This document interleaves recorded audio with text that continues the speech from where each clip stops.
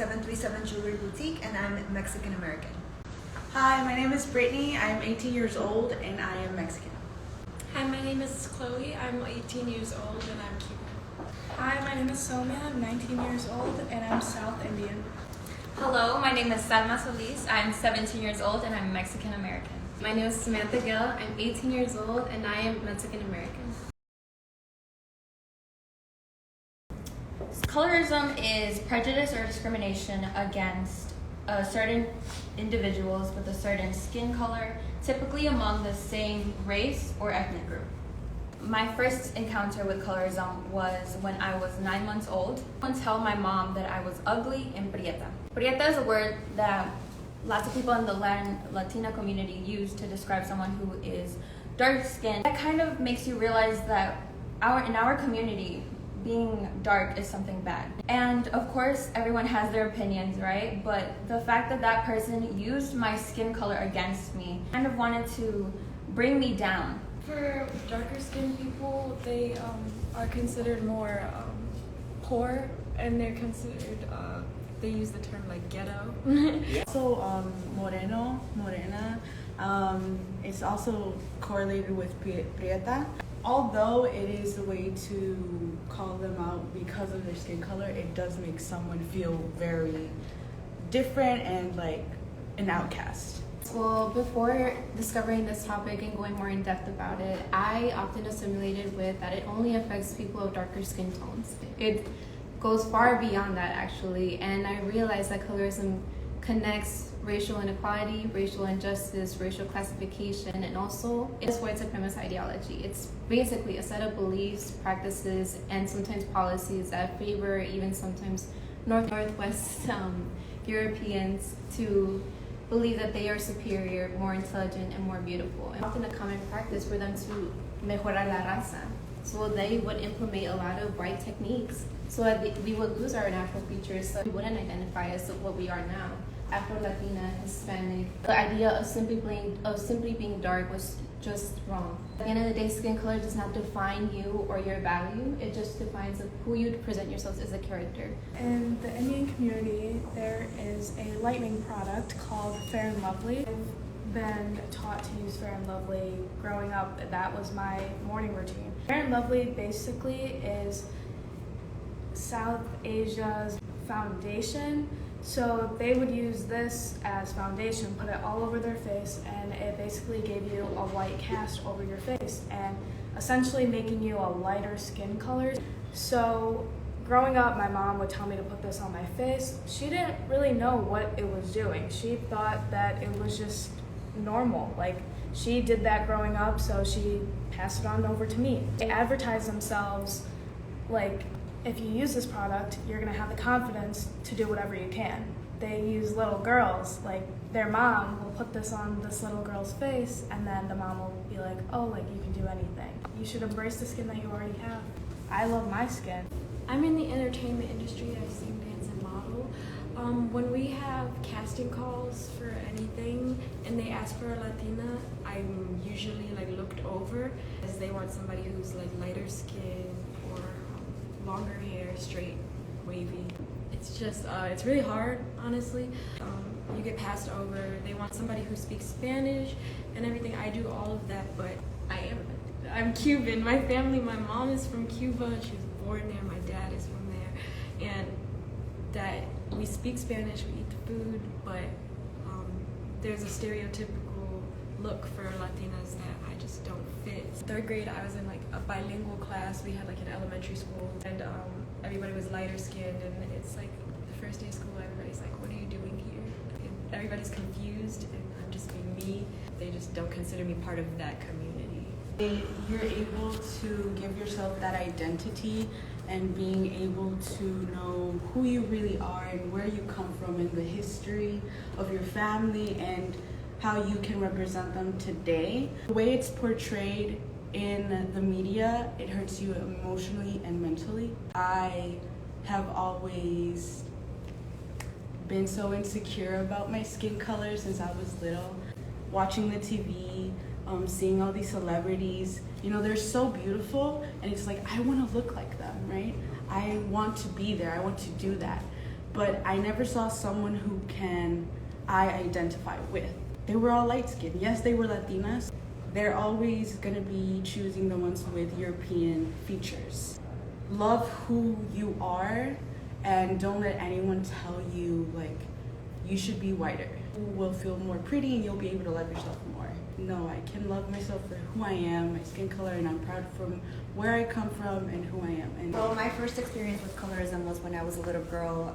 When I was smaller, my skin tone was darker, and my family, they used to call me La Negra. I think it was a term of endearment, but now thinking of it, I don't know how endearing it was or it can be, you know, and how hurtful it can be to someone. Growing up, I would see myself and I was like, why are they calling me that? I still get that, you know, people still see me as darker, and I don't think it's changed much. It still exists, and I think people still need to know. Hopefully it'll help someone feel that, you know, skin color, it's a characteristic that you have, but we all need to learn how to embrace it. I remember that I personally did this because I didn't want to get any darker. I was afraid of it. I didn't go out through a whole summer. I made sure not to go out. Like if I went out, it was early in the morning. Once I saw the sun, I went back in and it didn't come out till like my second semester of freshman year. A guy even told me, he's like, you look whiter. And I was like, for me, I'm like, okay, it's working. Now that I look back at it, it's just like, why? It hits you so hard. A lot of my childhood, I was lighter skinned when I was little, used to be darker, but I got darker as I got older, and my mom used to say when I was younger, like growing up, you're getting darker, you need to stop playing outside so much. I just wanted to play outside and be a kid. I didn't understand why. In any community, it's so normalized, these hurtful things that they aren't really aware of, like don't go outside, you're gonna get dark. If you were this skin color, you would be so much prettier. And we aren't aware of these things, and that's why it's so important that we call attention, recognize these phrases, and explain that, hey, I know probably you didn't mean it in a wrong way, but it's hurting me, and you should probably understand like the double meaning of what you just said. You're pretty for a black girl. When I first meet people and like they like think I'm pretty, they're like, are you, because I speak Spanish, they're like, are you mixed? They ask like, what are you? And I say, I'm Cuban, and they're like, oh, that's why you're so pretty. It's like the less black you are, the prettier you are. Well, I walked in and he asked me how I was doing, and I was like, I'm great. And I said, I'm so nervous. I don't know this makeup artist. I don't know if she has my color. And he was like, they got you. They got you. And I sat down in that chair, and boy, I was shaking. Like inside, I was having an anxiety attack because I was like, are they gonna make me look lighter? It's something I experience even with a lot of makeup brands. A lot of makeup brands don't extend their shade ranges. I think like 2 or 3 years ago, they would stop at like something that was not meant for me. Caramel, yeah. It's been hard, like even to find makeup. But now a lot of makeup brands, because of like everything that's going on, they're more aware. I sometimes go back to what I would tell my like 7-year-old self who wasn't confident, obviously, you know, or like my 12-year-old self who was so influenced by society. What would you tell your younger self about colorism? Growing up, I did have darker family members than myself, but I often didn't look at it that way. I often just targeted myself and just made myself feel like the victim because of my skin color solely. I realize now that that's not the case, and it was never the case. And I realized that my family didn't make jokes about me, or they didn't love me any less because of my skin color. I realize now that even though I let my skin color be the implementation of myself for so many years, I realized that was never the case. It was just solely on my insecurities, and I made myself the victim. But I would tell my younger self that you are beautiful the way that you are. And you realize now that there's so many more influential people around the world that look like me now. They're doing it, and I should not be victimizing myself. I have every confidence now, and I want to keep pushing that forward for younger generations to come. Negra, prieta, morena. You know, within our family, I think they're used as, again, I said before, as terms of endearment. But I think at the end of the day, it kind of translates into ugly, you know, and that's what it makes us feel like, ugly. But I don't know about you, all I see right now is a bunch of beautiful brown women here that are so self-confident and are growing. And I mean, this is what brown is. This is, you know, it's beautiful. Like you guys said, terms of endearment. But if it doesn't make you feel loved, if it doesn't make you feel like a positive version of yourself, then it shouldn't be used. What Arely said about, you know, it kind of translates to ugly. I think it's about calling that out. Like if it ever happens to you, you can easily say like, hey, I don't like this. You shouldn't say that. Do you guys think that only brown or black people experience these discriminations? Now I realize that colorism is really a skin color hierarchy set in place based solely on the color line, and that color line is solely based on skin color differences. And we see it now that we don't fit into a certain category of like being Latina or being Black or being even Hispanic. I realize now it affects everybody. That color line has been set based on laws, policies, economics, or even just customs of society. But that's why we bring attention to it now, because this problem is only going to exist if we don't understand where its origins come from, or unless you guys help us out. Where do you see colorism being like in 5 years? The way things are going right now with everything that's happening in the world, I think that I do see some room for improvement, especially when discussions like this are being held. Social media plays such a big role in it. I keep using that word embrace because I think that, you know, we do need to embrace our skin color. And, you know, when somebody does call us out for our skin color, you know, own it and say, yeah, you know, I am dark, I am brown, but, you know, I'm beautiful. How are you treated in the U.S. versus where you're from? In the U.S., it's different. In the U.S., I am black, but in the U.S., I'm not considered Latina. In Cuba, we all know that we all come in different shades, and different shapes, sizes, colors. Most Cubans are actually black. In Cuba, it's normal, but here, with like all like types of Hispanic people or Latinos, it's like we're not included. Well, as a light-skinned Latina, I know I have some type of privilege. So I want to know, how can I use my privilege to help you ladies? All social problems and contemporary issues cannot be solved unless everybody educates themselves in the origins and the plan of actions as well. As a lighter skinned Latina, I believe that you can use your voice to understand where are we coming from, why is it still happening right now, that only together we can only spread this message even further.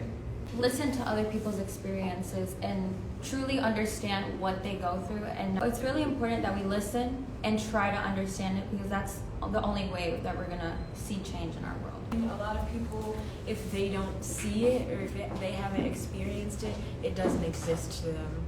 It does exist, and they have to listen to other people's experiences. Don't be a part of the problem.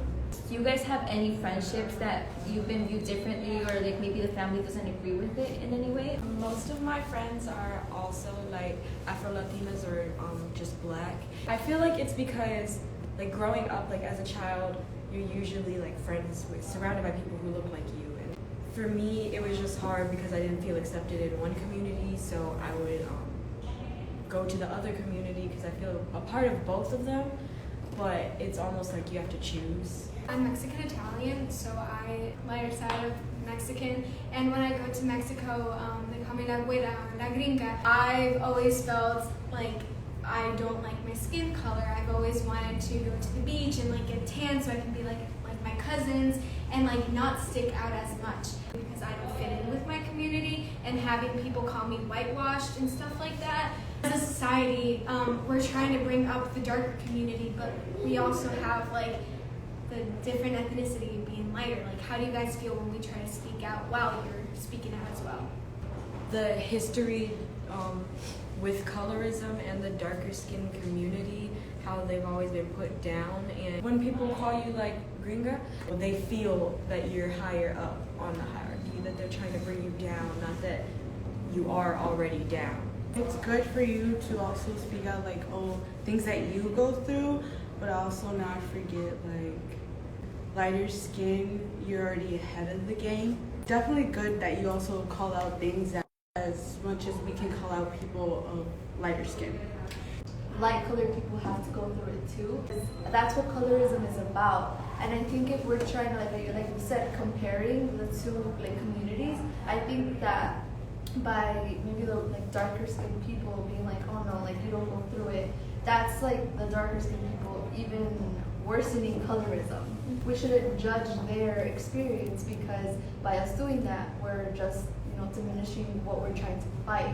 The journey is hard, but I definitely think it all starts with yourself and at your home. Because if you don't take acknowledging in it, especially if you have a personal experience with it, then nobody else is going to stand up for you. And united, we'll make this come to an end. If we listen and try to understand what is happening, we'll definitely see a change in our society. Maybe don't look like this, but you know, I am me, and I'm gonna represent my community and who I am proudly. Everyone deals with colorism, and everyone's point is valid. Knowledge is power. Please use your knowledge. If you educate yourself, we could help eliminate the problem. It all starts within yourself. So if you are educated and you love yourself, then nobody can tell you anything. Always learn the root of the problem and always talk about it with your friends and family so they also know that it is wrong. And if you don't see someone representing you, always make sure that you're the one that's representing yourself. Education is the key, and we need to first learn how to educate ourselves so that we can educate others on what the problem is and how we can solve the problem. Embrace who you are, love who you are, and never put your head down. Always walk with your head held